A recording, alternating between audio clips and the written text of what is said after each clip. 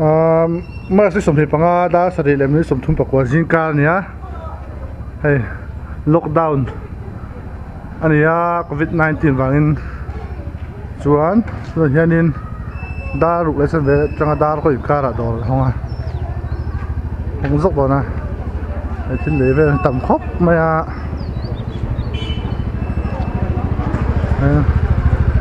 เลยตัวเลยตาเฮียเลยนี่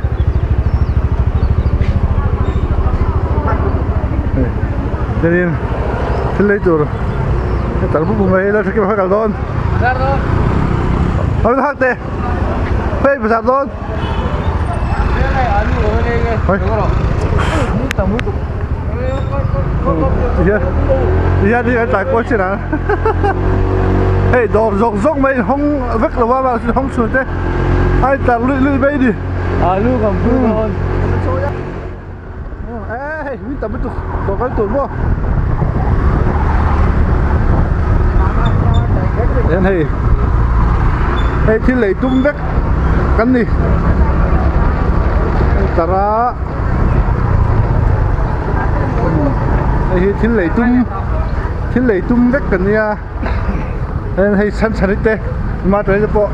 hey làm về đó nhá hey tại nhiên up pada kita rồi làm phim bốc à cái thứ bọn nó mà bắt đạn đồ alu đi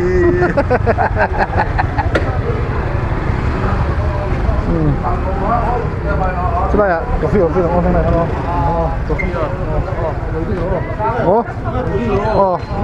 哦，一百三百几来米。mà sao đâu hay xưa đấy rồi sao anh em mua có corona có đây tại hiện cái hostel đó mà tại hiện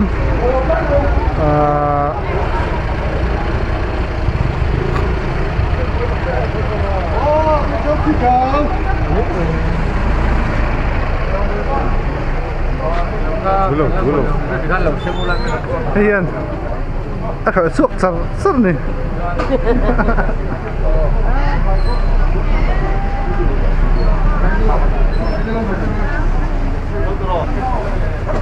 lihat tuh aduh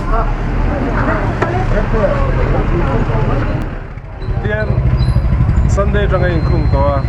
gắn dòm cho vía wa riêng hai cái này là do cần veng hiện vây bạc rồi cho nên hình suy cần vay cần vây rồi in lại na hiện đi học bula có sẽ cái cara 50 meter distance cũng siêu tôi được rồi cái này nó sẽ là và cái là dòm là dùng tiền ông diêm lâu in khung mà cái nào có thì kan cái lâu vây nó mà cái lâu cái này cho nó khôi cái kan sự vàng in lockdown thì ông diêm lâu này hết dia thì cái này đã khác cái này rồi chứ giờ thì local council house cái là local task force là bảo duty join sinh ca này à veng pon chụp phật lệ kha đi năm sắp à vậy nên thì veng pon năm bảo chụp phật đi lâu nên để khăn là sẵn sàng à local council để quay mê để NGO sang là cũng phải trong hội local task force andina he COVID-19 ta hian control dorin sun thalem ngai ta leng or takin duty a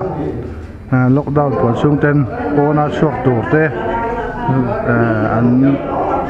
shi a chok lo tur ni na sang duty ani